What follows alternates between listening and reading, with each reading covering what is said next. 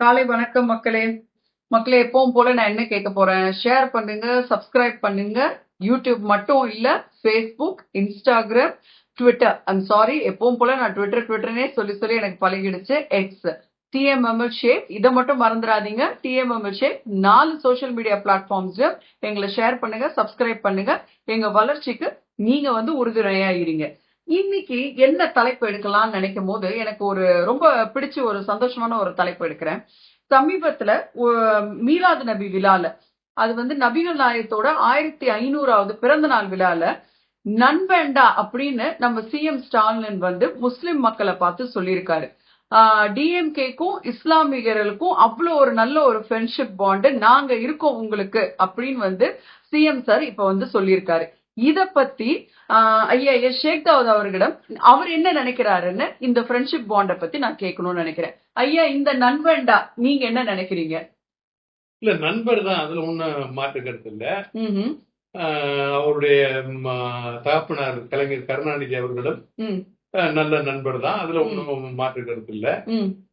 அவர் இங்க பிறந்தவங்க, இவரும் இங்க பிறந்தவர், நமக்கு முதல்வராக இருக்கிறாரு.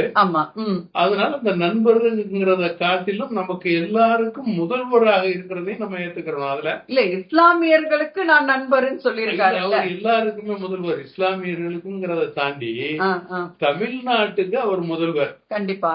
அதே நேரத்துல இந்த விழாவை எடுத்தது இந்த இஸ்லாமிய அமைப்புகள்னு சொல்லக்கூடிய திமுகவோட எப்பவும் இந்த ஒரு சீட்டு 2 சீட்டுக்கு போகக்கூடியவங்க, அவங்க தன்னை முன்னிலைப்படுத்திக் கொள்வதற்காக முகமது நபி ஸல்லல்லாஹு அலைஹி வஸல்லம் அவர்களுடைய 1500வது பிறந்த நாள் அப்படின்னு அந்த விழா கொண்டாடுறோம். இதுக்கு முன்னாடி யாருமே அதை கொண்டாடல இல்லையா? இல்ல, இதுக்கு முன்னாலேயும் மிலாது நபி விழா ஊர்வலம் எல்லாம் போயிருக்கு. ஆனா நீங்க இது ஆக்சுவலா நீங்க பாத்தீங்க அப்படின்னா அரபு நாடுகள்ல இத பெருசா கொண்டாடுறது இல்ல. என்ன காரணம் அப்படின்னு சொன்னா, முகமது நபியையோ அவருடைய வழியைத்தான் நீங்க கடைபிடிக்கணும், குரானைத்தான் கடைபிடிக்கணும். அவரை முன்னிலைப்படுத்தியோ அவர் போட்டோவையோ இல்ல அவர் படத்தையோ அவர் பேரையோ வச்சு அவர் பேரால எல்லாம் விழா எடுத்து விழாவாக அதை கொண்டாடக்கூடாதுங்கிறதுல அவரே ரொம்ப தீர்க்கமா அதை சொல்லிட்டு போயிருக்காரு. அப்ப இஸ்லாம்ல ஒரு ஃபண்டமெண்டலா அந்த மாதிரி சொல்லிருக்காங்க. அதனால மீலாது விழா அப்படிங்கிற விழா எடுக்கிறது சரியா அப்படிங்கறது அது ஒரு கேள்விக்குறியான ஒரு விஷயம். சரி, ரொம்ப காலமா மீலாது விழா நடந்துகிட்டு இருக்கு. எல்லாம் கவர்மெண்ட் ஹாலிடே இருக்குல்ல? ஆமா, கவர்மெண்ட் ஹாலிடே இருக்கு, அதனால நடத்திக்கிட்டு இருக்காங்க. ரைட், வரவேற்கத்தக்கது. இஸ்லாமிய மக்கள் இருக்காங்கிறதுக்கு அது ஒரு எடுத்துக்காட்டு. ஆமா ஆமா, அதே மாதிரி அந்த கவர்மெண்ட் ஹாலிடே கொடுத்ததும் கலைஞர் பீரியட்ல தானே. அதாவது ஏன் அம்மா இருக்கும்போது அந்த இது இல்லையா, எல்லார் பீரியடிலும் மிலாது விழாவுக்கான அந்த விடுமுறை இருந்திருக்கு. அதே மாதிரி நீங்க எல்லா சமூகத்துக்குமான விடுமுறைகள் இருக்கு. இப்ப நீங்க ஜைன மதத்துக்குள்ளவங்களுக்கும் அந்த விடுமுறை இருக்கு, மகாவீர் ஜெயந்தி விடுமுறை இருக்கு, புத்த மதத்துக்குள்ளவங்களுக்கும் இருக்கு. இப்படி எல்லாருக்குமே இருக்கு. அதுல முகமது நபி ஸல்லல்லாஹு அலைஹி வஸல்லம் அவர்களுக்கும் இருக்கு. இந்த விழா கொண்டாடுனது, விழா எடுத்தது, அதுல எல்லாம் ஒன்னும் தப்பு இல்ல. ஆனா அதுல அவங்க சொன்ன வார்த்தைகள், நம்மளுடைய முதல்வர் சொன்ன வார்த்தைகள்ல தான் எனக்கு சில மாற்று கருத்து இருக்கு. என்ன தவறை கண்டுபிடிச்சீங்க? இல்ல, அதாவது அவர் என்ன சொல்றாரு அப்படின்னு சொன்னா,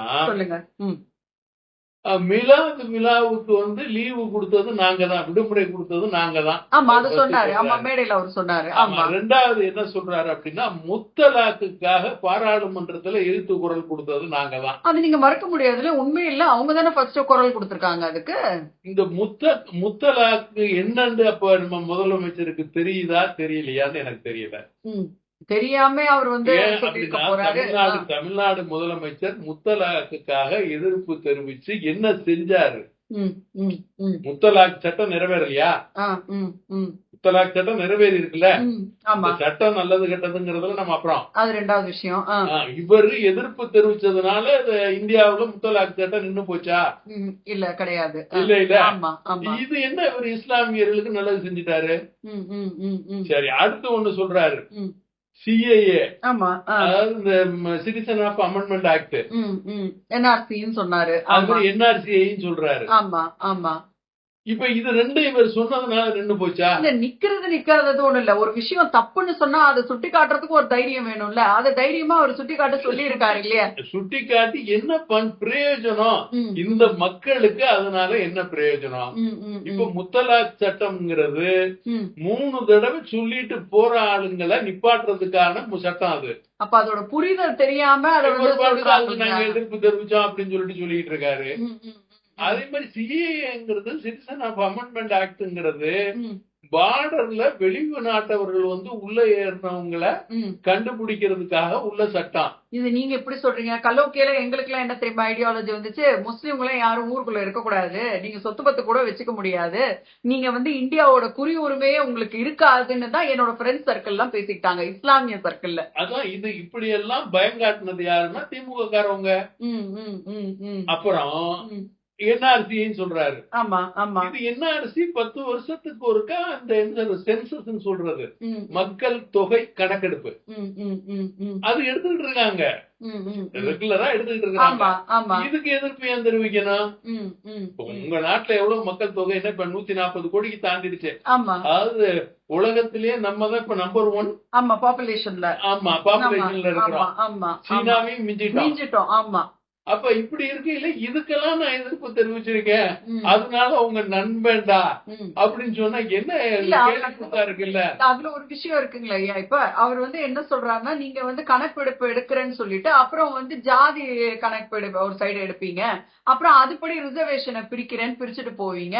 அப்ப இஸ்லாமியர்களுக்கும் மத்த மைனாரிட்டி கம்யூனிட்டிக்கும் ஒண்ணுமே இதுல முன்னுரிமை கிடைக்காதுன்றதுனாலதான் அந்த கணக்கெடு எடுக்காதீங்கன்னு அவர் சொல்றாரு. அதாவது நீங்க இதுலதான் புரியுங்க. அப்ப இவங்க எல்லாருமே மேடைக்கு மேடை திமுக காரங்கள்ல இருந்து அவங்க எல்லாரும் பேசுறது என்ன சொல்றது? சமூக நீதின்னு பேசுவாங்க. ஆமா. இந்த சமூக நீதிண்டா என்ன சமூகம்? இந்திய சமூகமா, இஸ்லாமிய சமூகமா, கிறிஸ்துவ சமூகமா, இந்து சமூகமா, பிள்ளைமார் சமூகமா, செட்டியார் சமூகமா, வன்னியர் சமூகம்? எல்லாரும் ஒண்ணுன்னு சொல்றதுதானே சமூக நீதினு சொல்றது. ஈக்குவாலிட்டி எல்லாரும் ஒண்ணுன்னு சொல்றது தானே. இப்ப எல்லாரும் ஒண்ணுங்கிறது சமூகம் இல்லையே, சமத்துவம்ல. இந்திய மக்களுடைய சமத்துவ நீதின்னு சொல்லணும், அது சமூக நீதினு சொல்லக்கூடாது. அப்ப உங்களுக்கு தமிழே தெரியலையா? இப்ப இவ்வளவு நாள என்ன பேசிக்கிறீங்க? சமூகம் என்பது என்ன? ஒரு தனி குரூப்பை குறிப்பிடுறது, சொசைட்டி. சொசைட்டியை குறிப்பிடுறது. அப்ப ஒரு குரூப்பை குறிப்பிடுறது. சமம் என்பது என்ன? ஈக்குவல். ஆமா. அப்ப நீங்க இவ்வளவு நாளா ஏன் சமூக நீதினு சொன்னீங்க? எல்லாரையும் பிரிச்சு வச்சு ஓட்டு வாங்குறதுக்கா? எல்லாரையும் பிரிச்சு அதன் மூலமாக ஓட்டு வாங்கி நீங்க நீங்க செஞ்சிருக்கீங்க. ஆரம்பத்துல இருந்து திமுக வளர்ச்சிக்கு என்ன காரணம்? இந்த சமூக நீதி தான் காரணம். அப்ப பிரிட்டிஷ் பாலிசி டிவைட் அண்ட் ரூல்ங்கறீங்களா? தான் இவர் பண்ணிக்கிட்டு இருக்காங்க. அதைத்தான் ஒரு மேடைக்கு மேல சொல்றாரு. அந்த சமூக நீதியை தான் இப்பவும் சொல்றாரு.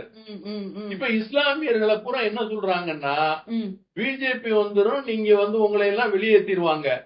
பிஜேபி தான் 2014 இருந்து ஆட்சியில இருக்க, யாரையுமே வெளியேற்றலையே. பிஜேபி 2014 இருந்து 3வது தடவையா மோடிஜி வந்திருக்காரு. ஜின்னா என்னைக்கு பிரிச்சுட்டு போனாரோ அன்னில இருந்து இந்தியால இஸ்லாம் இருக்கத்தான் செய்யுது. எல்லாருமே இங்க படிக்கதான் செஞ்சிருக்காங்க, வளர்ச்சி அடையதான் செஞ்சிருக்காங்க, எல்லாமே இருக்கு. அப்ப யாருமே எந்த காலத்திலயுமே பிரிக்கலையே. அப்ப ஏன் பிஜேபி மட்டும் ஸ்பெசிஃபை பண்ணி சொல்றாங்கன்னு யோசிக்கணும் இல்லையா? கண்டிப்பாக. அதுக்கு என்ன காரணம்டா, இந்த திராவிட இயக்கம் போயிடும் அப்படிங்கிறதுக்காகத்தான் நம்ம ஆட்சியில இருக்க முடியாது. இப்படி பிரித்தாளுகின்ற சூழ்ச்சியை நம்ம கடைபிடிக்கலைன்னா, இந்த சிறுபான்மை மக்களுடைய ஓட்டு வங்கி நமக்கு வரலைன்னா, இப்ப அவங்க ஜெயிச்சுக்கிட்டு இருக்கிறது இதை வச்சுதான். இப்ப இதுல இருக்க ஒரு 4 பேர் ஒரு சீட்டு 2 சீட்டுக்காக நான் ஆரம்பத்துல சொன்ன மாதிரி அவங்க பின்னால போறாங்க. அவங்களும் இதே கூற்ற ஊருக்கு மேடைக்கு பேசுறாங்க. அப்ப பிஜேபி இந்துத்துவத்தை சார்ந்த ஒரு கட்சின்னு நீங்க நினைக்கலையா? RSS சார்ந்து அவங்க பேசல நீங்க நினைக்கிறீங்களா? RSSங்கிறது என்ன? ராஜ்ய சுயசேவ சங்காவு. பட் ஆனா அவங்க மெயினா இந்துத்துவத்தை வளர்க்கறதுக்கு தானே RSS அவங்க வச்சிருக்காங்க. அதாவது எல்லா மக்களுக்கும், அதுல இஸ்லாமியர்களும் நிறைய இருக்காங்க. நீங்க ஏன் அதை கவனிக்கல?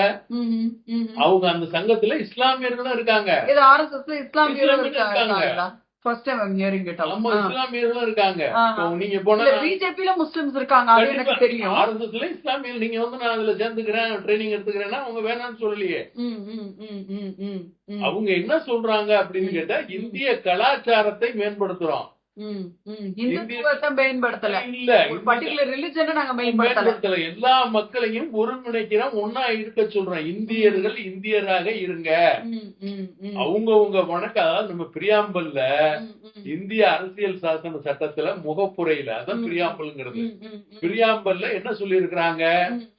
எல்லாருக்கும் சமமானது இந்தியா, எல்லா இந்தியாவுல பிறந்த அனைவர்களுக்கும் சமமானது. அப்புறம் இங்க சமூக நீதி எங்க வந்துச்சு? ஏன் சமூகமாக பிரிச்சீங்க?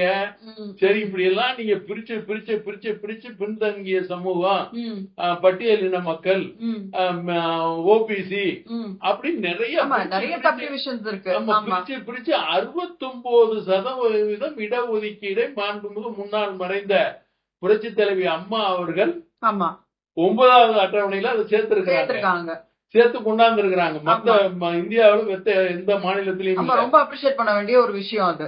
இதுக்கு என்ன காரணம்னா, இந்த பின்தங்கிய பின்தங்கிய பின்தங்கிய சமூகம் சமூகம் நீங்க பேசுறீங்கல்ல, இந்த சமூகங்கள்லாம் மேல வர்றதுக்கு தான் அதை பண்ணாங்க.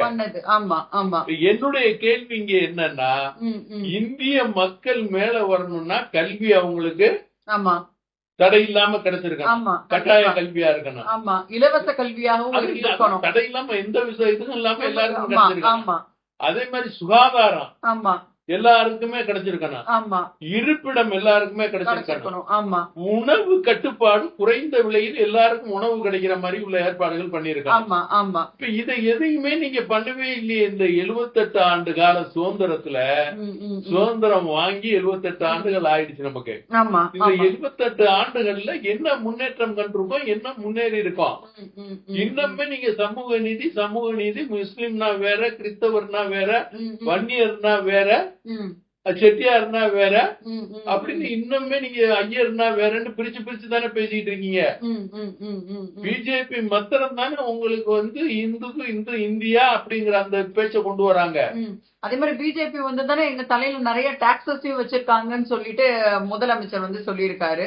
ஃபோர்ஸ் பண்ணி நிறைய டாக்ஸஸ் வந்து பிஜேபி தானே கலெக்ட் பண்ண ஆரம்பிச்சிருக்காங்கன்னு முதலமைச்சர் மேடையில இதையும் பேசியிருக்காரு. இது வந்து அவரும் காங்கிரஸும் கூட்டணியாக இருக்கும் போது தானே ஜிஎஸ்டியை கொண்டு வராங்க. இன்ட்ரோடக்ஷன் பண்ணது அவங்கதான் ஜிஎஸ்டி. அதுக்கு முன்னால பாத்தீங்கன்னா சர்ச் வாட் அது இது நிறைய இருந்தது. ஆனா நீட் வந்ததும் அவங்க பீரியட்ல தான், அவங்க தான் கொண்டு வந்து இன்ட்ரோடக்ஷன் பண்றாங்க. அது இவங்க கண்டினியூ பண்ணா, அவங்க கொண்டாந்த சட்டத்தை இவங்க நிறைவேற்றுறாங்க, கண்டினியூ பண்றாங்க. அதே மாதிரி சிஏஏ அமெண்ட்மெண்ட், அதாவது சிட்டிசன்ஷிப் அமெண்ட்மெண்ட் ஆக்ட் அவங்க கொண்டு வந்ததுதான். இப்படி எல்லாமே அவங்க கொண்டு வந்தது தானே. அப்புறம் எப்படி அதுக்கு பிஜேபி சாயல் பூசப்பட்டது? அது அவங்க அந்த கட்சி ஆட்சிக்கு வரக்கூடாதுங்கிறது அரசியல். முழுக்க முழுக்க இது வந்து அரசியல். இப்ப நீங்க இப்படி கேட்டதுனால ஒரு விஷயத்த உங்களுக்கு இன்னுமே சொல்றேன். நம்ம மாண்புமிகு தமிழ்நாடு முதலமைச்சர் வெளிநாடெல்லாம் போய் அங்கிருந்து முதலீடுகளை எம்ஓஇ போட்டு ஒப்பந்தம் போட்டு எல்லாம் கொண்டு வந்தாரு. அதுக்கு எல்லாரும் வெள்ளை அறிக்கை கேட்டுக்கிட்டு இருக்காங்க. ஜெர்மன் அப்ப அதெல்லாம் எங்கங்க, எந்த கம்பெனிங்க, எவ்வளவு பேருக்கு வேலை கொடுத்தீங்கன்னு வெள்ளை அறிக்கை கேட்டுட்டு இருக்காங்க. இப்போ நீங்க பாத்தீங்கன்னு சொன்னா கொச்சின் ஷிப்பிங் கார்பரேஷன் ஒரு கம்பெனி, ஆமா, தூத்துக்குடியில பெரிய ஷிப்பிங் யார்டே இப்ப இன்வெஸ்ட்மெண்ட் பண்ணிருக்காரு அப்படின்னு கொண்டு வந்திருக்காங்க. ஆமா, ஏன்னா எக்ஸ்ல அவர் போட்டிருக்காரு. ஆமா, அவரும் போட்டிருக்காரு, துணை முதலமைச்சரும் போட்டிருக்காரு, அவரு யாரு டிஆர் ராஜா அவரும் போட்டிருக்காரு. அது மாதிரி மாஸ்கான் டாக்னு ஒரு ஷிப்பிங் கம்பெனி. சரி, அந்த கம்பெனியும் வந்து 15,000 கோடி அவங்க இன்வெஸ்ட் பண்றாங்க தமிழ்நாட்டில். தூத்துக்குடி துறைமுகத்துல கப்பல் கட்ட போறாங்க. அப்ப அது மூலமாக குறைஞ்சபட்சம் ஒரு 50,000 பேருக்காவது வேலை கிடைக்கும். அப்ப அவர் சொன்ன மாதிரி இன்வெஸ்ட்மெண்ட்லாம் அப்ப வரதானே செய்யுது. நம்ம இப்படித்தான் அவர் சொல்லி இருக்காரு, மக்களும் நம்புறாங்க. கண்டிப்பா நம்புறோம். இல்ல, இதுல ஒரு விஷயத்த நீங்க தெளிவா புரியணும், மக்களுக்கு புரியணுங்கிறது தான் சொல்றேன். சொல்லுங்க. இந்த கொச்சின் ஷிப்பிங் கார்பரேஷன் வந்து சென்ட்ரல் கவர்மெண்ட் உடையது, மத்திய அரசுடைய நேரடி கட்டுப்பாட்டுல உள்ளது. அவங்கதான் வந்து இன்வெஸ்ட் பண்ணி துறக்குறாங்க. இத வந்து மோடிஜி அவர்கள் இப்ப குஜராத்லயும் திறந்திருக்காரு, மும்பைலயும் திறந்திருக்காரு, எல்லா பக்கமும் ஷிப்பிங், அதாவது வந்து விசாகப்பட்டினத்திலயும் பெருசு பண்றாரு. அப்ப நம்ம முதல்வர் போட்ட எம்ஓயு இல்லையா? நம்ம முதல்வர் போட்ட எம்ஓயு இல்ல, அது வந்து இந்தியா கம்பெனி, இந்திய அரசனுடைய கம்பெனி, நவரத்னா கம்பெனின்னு அதை சொல்றது. நல்ல வருமானத்துல அந்த உள்ள கம்பெனி, அதை பெருசுபடுத்தி இருக்காரு. அப்ப சென்ட்ரல் கவர்மெண்ட் வந்து ஸ்டேட் கவர்மெண்ட்ல இன்வெஸ்ட் பண்ற இதுதான் இது. இந்தியாவில இன்வெஸ்ட் பண்ணிருக்காங்க. நீங்க வந்து ஸ்டேட் கவர்மெண்ட் புதுசா வெளிநாட்டு கம்பெனி எல்லாம் இது. அதே மாதிரி இந்த மாஸ்கான் டாக்ங்கிறதும் ஒரு இந்தியா அரசுடைய கம்பெனி, எல்லாம் நம்ம ஊர் கம்பெனிக்கு தான், மும்பைல உள்ளது. அவங்க கொண்டாந்து இங்க திரும்ப பெருசுபடுத்துறாங்க கப்பல் கட்டுறதை. ஏன்னு கேட்டா இது வரைக்கும் நம்ம கப்பல் வந்து 2014 முதல்ல எல்லாம் வெளிநாடுகள்ல இருந்து வாங்கிட்டு இருந்தோம். அதுக்கப்புறம் நம்மளே வந்து விசாகப்பட்டினத்திலயும் மும்பையிலயும் கட்ட ஆரம்பிச்சோம். அது வந்து நீங்க வருஷத்துக்கு 2 1 தான் கட்ட முடியுங்கிற நிலை இருந்தது. இப்ப 2 மாசத்துக்கு 3 என்னமோ கட்டுற அளவுக்கு வெளிநாட்டுக்கு விற்பனை செய்யற அளவுக்கு வந்திருக்கு. இன்ஃப்ராஸ்ட்ரக்சர் அவ்வளவு டெவலப் ஆயிட்டு இருக்கு, நல்லா டெவலப் ஆயிருக்கு. அது வந்து மோடிஜி அவர்கள் வந்ததுக்கு அப்புறம் தான் அது வந்திருக்கு. இப்ப அதனுடைய டெவலப் தான் இதெல்லாம். தங்க நாற்கர திட்டங்கள்னு சொல்லிட்டு கோல்டன் ட்ரையாங்கிள் ரோடுன்னு சொல்லிட்டு வாஜ்பாய் அவர்கள் இந்தியா முழுவதுமே ரோட போட்டு விட்டாரு அவர் பீரியட்ல. அதே மாதிரி தூத்துக்குடியில வந்து துறைமுகத்தை எல்லாம் பெருசு பண்ணது மத்திய அரசு. அப்ப நம்ம எம்பி கனிமொழி இருக்கு வாழ்த்து சொல்றோம், அவங்கனாலதான் வந்து துறைமுகம் தொகுதியே இருக்குன்னு வந்து போட்டிருக்காங்க. வந்து அவங்க அந்த தொகுதிக்கு எம்பியா இருக்காங்க, அதனால அவங்களுக்கும் வாழ்த்த சொல்லி விட வேண்டியதான். வேற என்ன செய்யறீங்க, எல்லாருக்கும் வாழ்த்த சொல்லிவிட வேண்டியதான். அதனால இதெல்லாம் வந்து இதையெல்லாம் மறைச்சிட்டு தமிழ்நாடு முதலமைச்சர் சொல்றாங்களா அப்படிங்கறதுதான் இங்க. அதே மாதிரி எந்த இன்வெஸ்ட்மெண்ட்டுமே வரலங்கிறீங்களா? இல்ல, எம்ஓஇ போட்டிருக்காங்க, ஒண்ணுமே வரலையே. அப்ப எப்படி வந்து வளர்ச்சியில வந்து தமிழ்நாடு வந்து இத்தனாவது பொசிஷன்ல இருக்குங்கிறாங்க, அப்புறம் ஜிடிபி இவ்வளவு வளர்ந்துருக்குன்னு வந்து வாயில வந்த வார்த்தை எல்லாம் சின்ன குழந்தை மாதிரி அடிச்சு விட முடியுமா? சரி, ஓகே, நீங்க கேட்டதுக்காக நான் சொல்றேன். ஜிஎஸ்டின்னு சொல்லிட்டு ஆடிட்டர் ஜெனரல், சரி, அதாவது இந்த ஆடிட்டர் இந்தியாவுக்குள்ள ஆடிட்டர் ஜெனரல் நோட்டிபிகேஷன் கொடுத்திருக்காங்க. என்ன நோட்டிபிகேஷன் கொடுத்திருக்காங்க? அதாவது வந்து இந்தியாவுல இருக்க ஸ்டேட்ல 18 ஸ்டேட் கடன் வாங்குறதுல முன்னிலையில இருக்கு. ரெட் நோட்டீஸ், அவங்க ரெட் பிளாக் கொடுத்திருக்காங்க அவங்களுக்கு ஜிஎஸ்டில இருந்து. என்ன அப்படின்னு கேட்டீங்கன்னா, வரி வருமானத்திலயோ சொந்த ப்ரொடக்ஷன்லயோ சொந்த இதுலயோ ஜிடிபி குரோத் அதுக்குதான் ஒண்ணும் ஆகல.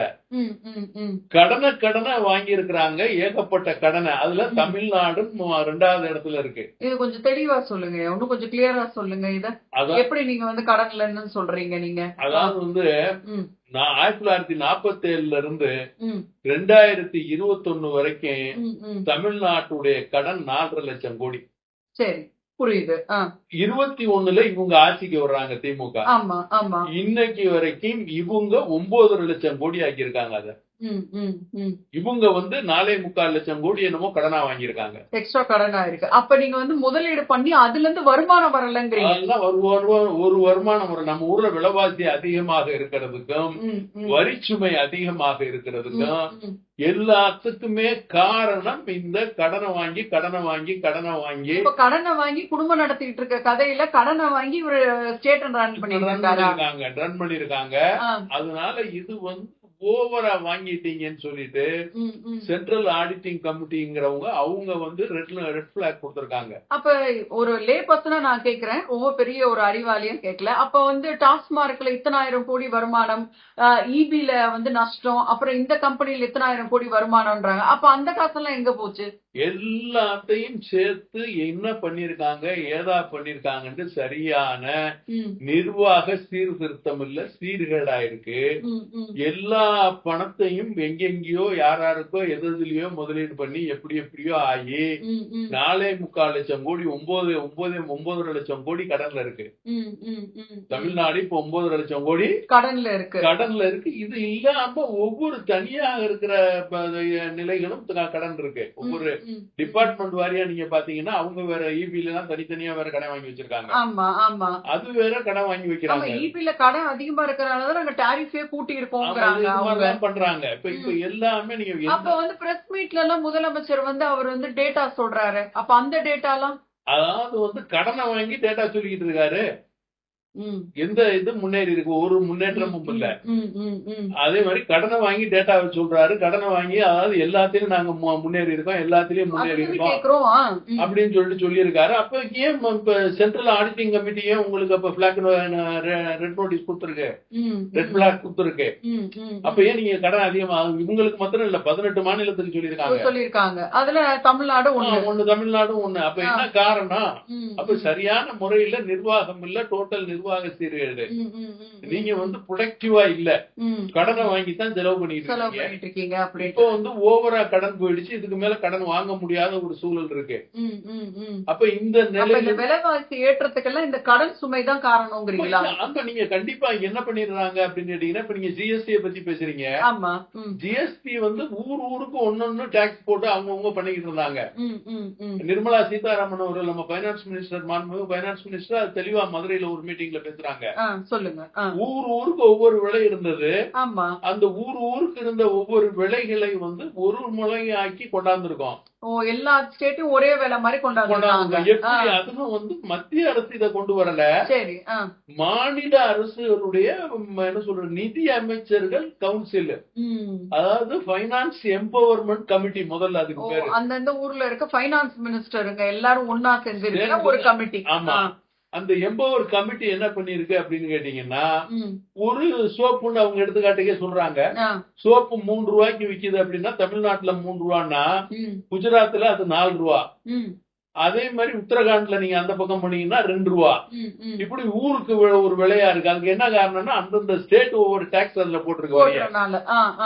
அப்ப என்ன பண்றாங்கன்னு கேட்டீங்கன்னா, அப்ப இதை என்ன, இந்த சோப்பை என்ன பண்றது அப்படின்னு கேட்டீங்கன்னா, ஒரே விலை இந்தியா புறா அப்படின்னா இப்ப இந்த ஜிஎஸ்டில கொண்டு வரும்போது எந்த எந்த டாக்ஸ் கிட்டத்துல இருக்கு? இப்ப 4 ரூபாயில வித்தா சரியா, 3 ரூபாயில வித்தா சரியா, 5 ரூபாயில வித்தா சரியா? அப்படிங்கும் போது 3 ரூபாயில வச்சுக்குவோம் ஆவரேஜா. அப்படின்னா இப்ப 3 ரூபாய்ன்னு சொல்லிட்டு அதுக்கு ஒரு அந்த ஜிஎஸ்டியை கொண்டு வராங்க.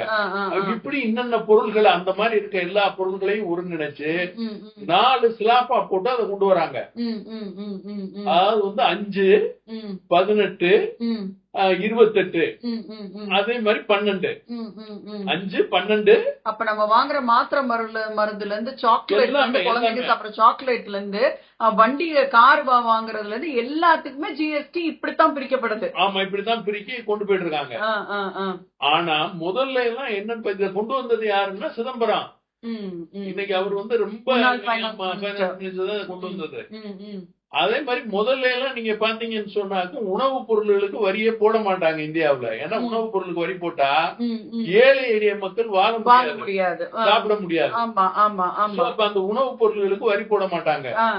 அப்ப இப்ப இவர் சிதம்பரம் காங்கிரஸ் பீரியட்ல இந்த ஜிஎஸ்டி அறிமுகப்படுத்தி எல்லாத்துக்கும் இப்ப வரி போட்டாரு. அப்ப இது வந்து தாறுமாறா இருக்கு. ஒவ்வொரு ஸ்டேட்ல ஒவ்வொரு விலையா இருக்கு. அப்ப அதை ரெகுலேட் பண்றதுக்கு தான் இதை கொண்டு வந்தாங்க. 4 பிளாட்ஃபார்ம்ல கொண்டு வந்துட்டாங்க. 4 ஸ்லாபா பிரிச்சுட்டாங்க. இந்த 4 ஸ்லாப்ல பிரிச்சதுக்கு அப்புறம் என்ன அப்படின்னு கேட்டீங்கன்னா, அதை ரெகுலேட் பண்ணி அந்த லெவலுக்கு வர்றதுக்கு இவ்வளவு டைம் எடுத்திருக்கு அவங்களுக்கு. இப்ப அதுல வந்து 28 லட்சம் கோடி கலெக்ட் ஆயிருக்கு இந்த பீரியட்ல. அப்ப இப்ப அதிகமா இருக்கு, மக்களை போட்டு சுரண்டதாக இருக்கு. அதை கம்மி பண்ணுங்கன்னு மோடிஜி சொன்னதாக சொல்றாங்க. அப்போ அதனாலதான் இப்ப ஜிஎஸ்டி கம்மி பண்ணிருக்காங்க. அதனால அது அந்த ஸ்லாப்புகளை குறைங்க. அதுவும் திருப்பி ஸ்டேட் கவர்மெண்ட்ல தான் சொல்லணும். கவுன்சில்ல தான் திருப்பி சொல்லணும். நிதி அமைச்சர் கவுன்சில்ல அதை கூப்பிட்டு பேசி அதை எல்லாருக்கும் ஒத்துழைப்பு தந்ததுக்கு நன்றின்னு வேற சொல்றாங்க. அப்பதான் வந்து இப்போ அதனாலதான் சிலிண்டர் விலை எல்லாம் இறங்கி இருக்கு. அதாவது வந்து உணவு பண்டங்களுக்கு முதல்ல 0வுக்கு கொண்டு வந்திருக்காங்க. 5ல இருந்தத 0வுக்கு வெண்ணெய், பால், ஆவின் பொருட்கள் எல்லாமே 0 கொண்டு வந்துட்டாங்க. அதையெல்லாம் அதே மாதிரி கிரீம், இப்படி உள்ள அந்த சாப்பாட்டு ஐட்டங்களை எல்லாம் 0வுக்கு கொண்டு வந்திருக்காங்க. அதே மாதிரி பாமசத்துக்கள்லயும் கொஞ்சம் அத்தியாவசிய மருந்துகளை 0 கொண்டு வந்திருக்காங்க. இப்படி எல்லாத்தையுமே குறைச்சிருக்காங்க. அதே போல கொஞ்சமா உள்ளதுகளை 5% கொண்டு வந்திருக்காங்க. 12ல இருந்தத 5 ஆக்கிருக்காங்க, 5 கொண்டு வந்திருக்காங்க. நிறைய ஐட்டங்களுக்கு இல்லாம ஆக்கிருக்காங்க, 0 கொண்டு வந்திருக்காங்க. இதுக்கப்புறம் என்ன பண்ணிருக்காங்கன்னா 18ல இருந்தத 12 கொண்டு வந்திருக்காங்க. 28ல இருந்தத 18 கொண்டு வந்திருக்காங்க. எங்கெங்க குறைக்க முடியுமோ அங்கெல்லாம் குறைச்சு கொண்டு வந்திருக்காங்க. 2 ஸ்லாபா கொண்டு வந்திருக்காங்க. 4 இருந்தது 2 ஸ்லாபா கொண்டு வந்திருக்காங்க. இப்ப என்ன சொல்றாங்க, இதுல வந்து ஒரு 4-5 வருஷம் பாப்போம். இந்த சர்க்கிள் வந்து நல்லா போய் வேகமாக போய் எக்கானமி டெவலப் ஆகும்போது மக்கள் கையில பணப்புழக்கம் இருக்கையில பர்ச்சேசிங் கெப்பாசிட்டி வரும், மக்கள்கிட்ட கூடும். வாங்குற கெப்பாசிட்டி வரும். வாங்குற கெப்பாசிட்டி வரும்போது உற்பத்தி பெருகும். கம்பெனி எல்லாம் உற்பத்தி பெருகும். உற்பத்தி அதிகமாகும் போது விலைவாசி குறையும். அப்ப விலைவாசி குறையும் போது அரசுக்கு வருமானம் இந்த 2 ஸ்லாப் மூலமாக அதிகமாக வரும். அதே மாதிரி மக்களோட வாழ்க்கை தரமும் நல்லா இருக்கும். வருமானம் வரும். ஆமா. அப்ப இந்த வருமானம் வரும்போது அடுத்து நம்ம என்ன பண்ணுவோம், ஒரு 5 வருஷம் சென்றா 4 வருஷம் சென்றா அது எப்படி இருக்கோ அதை பார்த்து அதை குறைச்சிக்கலாம். ஓகே. அப்படிங்கிற வர்றாங்க. ஆமா. இப்ப இதுல மாநில அரசினுடைய செயல்பாடு எங்க இருக்கு? மாநில அரசு என்ன பண்றாங்கன்னா, டாஸ்மார்க் இவங்க கையில இருக்கு. இவங்க போட்டு கொள்ளையடிக்கிறாங்க. அதுல அதே மாதிரி பத்திரப்பதிவு இவங்க கையில இருக்கு. இபி உங்க கிட்ட தான் இருக்கு. இபி உங்க கையில இருக்கு. ஆமா, தண்ணி வரி வீட்டு வரி உங்க கையில தான் இருக்கு. இதையெல்லாம் போட்டு உயர்த்தி மக்களை போட்டு சுரண்டுனா ஒரு ரோடும் சரியில்லை. எல்லா டிரான்ஸ்போர்ட் டிபார்ட்மெண்ட் இவங்க வச்சிருக்காங்க. எல்லாத்துலயும் போட்டு இவங்க சுரண்டி எடுத்துடுறாங்க. எப்படி மக்கள் வாழ முடியும்? மத்திய அரசை குறை சொல்லி என்ன செய்ய? இப்ப நீங்க பாத்தீங்கன்னா நேற்று ஒரு விஷயம் படிச்சேன். பெங்களூர்ல ஒரு கம்பெனி, ஃபாரின் கம்பெனி, சொல்லுங்க, பல்க் என்னமோ அது பேர் போட்டிருக்காங்க. அந்த பேர் எனக்கு ஞாபகத்துக்கு வரல. அந்த கம்பெனியுடைய எம்டி என்ன சொல்றாருன்னு சொன்னா, பெங்களூர்ல ரோடுகளே சரியில்லை, சிஎம் வீட்டுக்கு முன்னாடி இருக்க ரோடே குண்டும் குழியுமா இருக்கு. அதனால இந்த ஊர்ல நாங்க வந்து கம்பெனி நடத்தவே எனக்கு இஷ்டமே இல்ல. என்னுடைய எம்ப்ளாயி அவர் வீட்டுல இருந்து இங்க வர்றதுக்கு 2 மணி நேரம் ஆகுது. அவருடைய பைக்கும் அவருடைய காரு அவருடைய உடல்நிலையெல்லாம் ரொம்ப பாதிக்கப்படுது. கண்டிப்பா கண்டிப்பா. அதனால எனக்கு இஷ்டமே இல்லைன்னு சொல்றாரு அவர். இந்த ஊரை விட்டே நான் போயிடலான் இருக்கேன். ரோட்டு நிலைமைனால. ஆமா, ஏன்னா சீர்கேடு, அவ்வளவு சீர்கேடு. அதேதான் இங்க சென்னையில நீங்க பாருங்க, சென்னையில எந்த ரோடு சரியா இருக்கு? எதுக்காக தோன்றாங்க? யார் தோன்றாங்க? ஒண்ணு ஈபி காரன் தோண்டுவான். அதே மாதிரி நம்ம என்ன சொல்றது, ட்ரைனேஜ் காரங்க தோண்டுவாங்க, நீங்க இது எப்படி குடிநீர்காரங்க தோண்டுவாங்க. நீங்க சொல்லணும்ல, இப்ப மழை வர போறதுன்னு கரெக்டா எல்லா ரோடு ட்ரைனேஜ்ல இருந்து எல்லாத்தையும் கிளியர் பண்ணி வச்சு வேலை பார்த்துட்டு இருக்காங்களா கிரேட்டர் சென்னை கார்பரேஷன். அதுல பிளக்ஸி நீங்க சொல்லணும்ல, எல்லாத்துக்கும் கடனை வாங்கி எல்லாத்தையும் வீணாக்கி குட்டியை ஜெவராக்கிட்டு போயிட்டா என்னத்த பண்ண முடியும்? ஏன் முன்னேற்றம் வரலைன்னா இதனாலதான் முன்னேற்றம் வரல. அப்ப இந்த நிலையில இருக்கும் போது தமிழ்நாடு எல்லாத்திலயும் முன்னால இருக்கு. மத்திய அரசு எங்களுக்கு பணம் கொடுக்கல, மத்திய அரசு எங்களுக்கு உதவியா இல்ல. இங்க பேசும்போது உதவியா இல்லைன்னு பேசுறாங்க. டெல்லியில போய் அவங்களோட ரொம்ப சகஜமா பேசுறாங்க, க்ளோஸா பேசுறாங்களே. அவர்தான் தூக்கி அடிச்சு பேசிட்டு வர்றதுதானே மேடைக்கு மேடை உதயநிதி ஸ்டாலின் சொல்லியிருக்காரு. நாங்க யாருக்கும் ஊழ கும்பிடு போடவே மாட்டோம், திமுக காரங்களுக்கு அது தெரியவே தெரியாது, எதிர்கட்சிக்கு தான் அது பழக்கம்னு சொல்லிட்டு கிளியரா உதயநிதி ஸ்டாலின் சொல்றாரு. மத்தியில போய் எல்லாரோடையும் அவங்க கூழ கும்பிடு போட்டு தானே வாழ்க்கையை ஓட்டிக்கிட்டு இருக்காங்க. இது ஆப்போசிஷன் தான் பண்ணிட்டு இருக்குன்னு அவர் சொல்றாரு. இன்னைக்கு இல்ல, எல்லா காலகட்டையும். இப்ப நீங்க சொல்ற உதயநிதி அவருடைய தாத்தா காங்கிரஸ் ஆட்சியில இருக்கும் போது கூட்டணி பேசும்போது நீங்க பாத்தீங்க, கலைஞர் டிவி மேல சிபிஐ என்கொயரி, அவங்க பாட்டியை கூப்பிட்டு மேல என்கொயரி, கீழே வந்து சீட் ஷேரிங் பேசிட்டு இருக்காங்க. அப்பதான் 60 சீட் கொடுக்குறாரு. அது மாதிரி இவங்க எல்லாரும் காலத்துக்கு தகுந்த மாதிரி கூழ கும்பிடு போட்டு போயிடுவாங்க.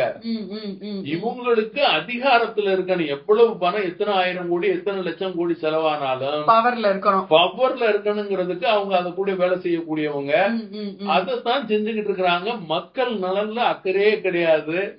அதனால இப்ப இந்த ஆட்சி மாற்றம் வந்தாதான் இது சரியாகாது. அதே மாதிரி வந்து இந்த தனலட்சுமி ஸ்ரீனிவாசன் ஹாஸ்பிட்டல் ஐயா, இப்ப சமீபத்துல கூட நான் படிச்சேன், மதுரை பெஞ்ச் கோர்ட் வந்து டெம்பரவரியா அவங்க லைசன்ஸ் வந்து கேன்சல் பண்ணிருக்காங்க. அப்ப அந்த கிட்னி ராக்கெட் உண்மையா?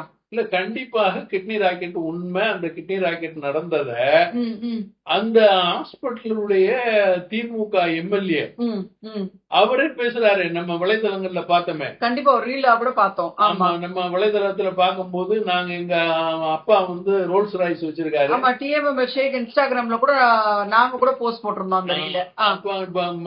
அவர் வந்து வச்சிருக்காரு அந்த காருடைய விலை 12 கோடி. ஆமா, ரோல்ஸ் ராய்ஸ். நான் என்னைக்கு உங்க கிட்னி எல்லாத்தையும் எடுத்தாலும் எனக்கு போகாதுன்னு அவரே வாக்குமூலம் கொடுத்திருக்காரு, எடுத்துருக்கோண்டு. அப்படி இருக்கையில அப்ப கோர்ட், அதாவது மதுரை பெஞ்ச் வந்து, ஹைகோர்ட் பெஞ்ச் வந்து சும்மா இல்லாம சஸ்பென்ஷன் பண்ணிருக்க மாட்டாங்களே. ஆமா, டெம்பரரியா நிறுத்தி வச்சிருக்காங்க. எத்தனை பேர் இதெல்லாம் பண்ணிட்டு இருக்காங்க, எப்படி என்னங்கறத. அதாவது திருட்டுங்கிறத விட இத வந்து அவங்க என்ன சொல்றாங்க, முறைகேடுங்கிறாங்க. அதாவது இவங்க எல்லாத்துலயுமே என்ன சொல்றாங்க, மின்சாரம் ஏன் ரேட்டு கூடி இருக்கான்னா அது வந்து கட்டண சீர்திருத்தங்கிறாங்க. அத மின்சாரமுடைய விலை ஏன் கூடி இருக்கீங்க அப்படின்னு கேட்டா அது கட்டண சீர்திருத்தம். கரெக்ட் பண்ணிருக்காங்க. ஆமா அப்படிங்கிறாங்க. அதே மாதிரி கிட்னி திருட்டுன்னு நீங்க சொல்லக்கூடாது, இது வந்து முறைகேடு அப்படின்னு சொல்றாங்க. அப்புறம் அதே மாதிரி வரி எல்லாம் ஏன் கூட்டி இருக்கீங்க அப்படின்னு கேட்டீங்கன்னா அது சரி செய்யப்படுத்திருக்கு, முறைப்படுத்தப்பட்டிருக்குங்கிறாங்க. நல்ல ஒரு தமிழ் வார்த்தைகளை எல்லாமே சொல்றாங்க. இப்படி வந்து மாத்தி மாத்தி மாத்தி எல்லாத்தையும் செஞ்சு மக்களை இங்க வாழ முடியாது. இப்ப நீங்க அவங்க கொடுத்த உத்தரவாதத்தை தான் எல்லாருமே கேக்குறாங்க. 2024 என்னென்ன வாக்குறுதிகள் கொடுத்தாங்களோ அதைத்தான் எல்லாருமே மக்கள் கேட்டு போராடுறாங்க. துப்புரவு தொழிலாளர்கள்ல இருந்து கல்வியில இருக்கக்கூடிய அந்த ஆசிரியர் பெருமக்கள்ல இருந்து, அதே மாதிரி செவிலியர்கள்ல இருந்து, டாக்டர்கள்ல இருந்து எல்லாருமே அதுக்காகத்தான் போராடுறாங்க. அதுக்குமே கிளியரா முதலமைச்சர் வந்து பதில் கொடுத்திருக்காரு இல்லையா? பிரஸ் மீட் வச்சு எவ்வளவு தூரம் நாங்க வந்து கொடுத்த வாக்குறுதியை நிறைவேற்றிருக்கோம்னு ஓபனா பிரஸ் மீட்லயே அவர் சொல்றாரு. எல்லாமே பொய்யா இருக்கு. 90% முடிச்சுட்டேங்கிறாங்க, ஒருத்தர் சொல்றாங்க 80% முடிச்சுட்டாங்கிறாங்க, ஒருத்தருங்க சொல்றாங்க 100% முடிச்சுட்டேங்கிறாங்க. எங்கே முடிஞ்சிருந்தா இவ்வளவு பிரச்சனைகள் ஏன் இருந்துகிட்டு இருக்கு? பிரச்சனை தீர்ந்திருக்கணும்ல, பிரச்சனை தீர்ல இல்ல. அப்ப இதனால இது என்ன அப்படின்னு கேட்டீங்கன்னா முழுக்க முழுக்க காத்துல பறந்துருக்கு இவங்க வாக்குறுதிகள், பொய்யான வாக்குறுதிகள். இந்த பொய்யான வாக்குறுதிகளை கொடுத்து எதை வேண்டாலும் 1000 கொடுக்குறேன், 2000 கொடுக்குறேன், 5000 கொடுக்குறேன் ஓட்டுக்கு அப்படிங்கறது மாதிரி எதை வேண்டாலும் சொல்லி இவங்க வந்து ஆட்சிக்கு வர்றாங்க. இதுல இன்னொரு கேள்வி நான் கேக்குறேங்க ஐயா. இப்ப வந்து சில வலைதளத்துல வந்து நான் பாக்குறேன், சோசியல் மீடியா பிளாட்ஃபார்ம்ஸ் வந்து பாக்குறோம். அந்த மீட்டிங்ல உட்கார்ந்து இருக்கும் போது அந்த மக்கள் வந்து டிஎம்கே மீட்டிங்க்கு போகும்போது எங்களுக்கு இதெல்லாம் கொடுத்தாங்கன்னு ஒரு பை போட்டு கொடுக்குறாங்க. அதுல இருந்து வாட்ச் காட்டுறாங்க, புடவை காட்டுறாங்க, மிக்சர் பாக்கெட்ல இருந்து தண்ணி கேன் வரைக்கும் காட்டுறாங்க. சில பேருக்கு எப்படி மீட்டிங் நடத்தவும் தெரியல, ஒரு தண்ணி பாட்டில் இல்லைன்னு கூட கம்பேரிசன்ல பேசி பண்றாங்க. இதே அதிமுக பக்கம் மீட்டிங்ல அப்படின்னு காட்டும் போது ஏன் இது வரைக்கும் ஒருத்தர் கூட அந்த மாதிரி வந்து வலைதளத்துல எல்லாம் எடுத்து போட மாட்டேங்கிறாங்க?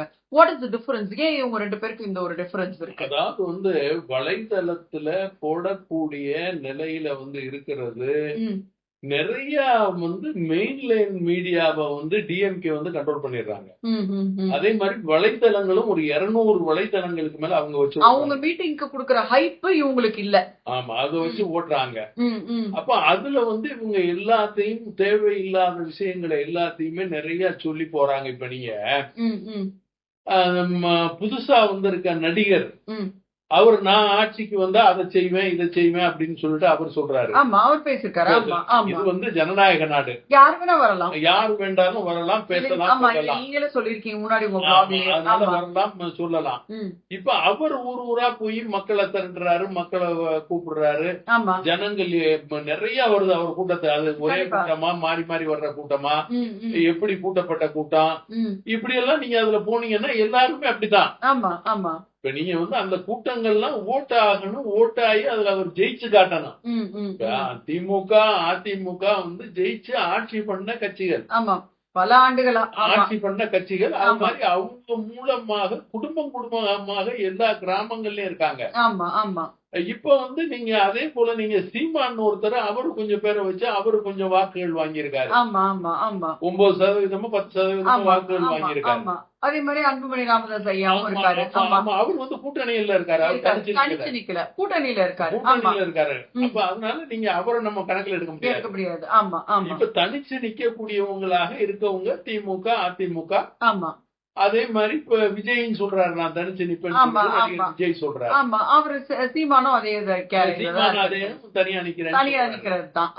அப்ப இதுல வந்து யாருக்கு மக்கள் வாக்களிச்சு வெற்றி பெறுவாங்கன்னா ஒரு 34% மேல ஓட்டு வாங்குறவங்க தான் ஜெயிக்க முடியும்.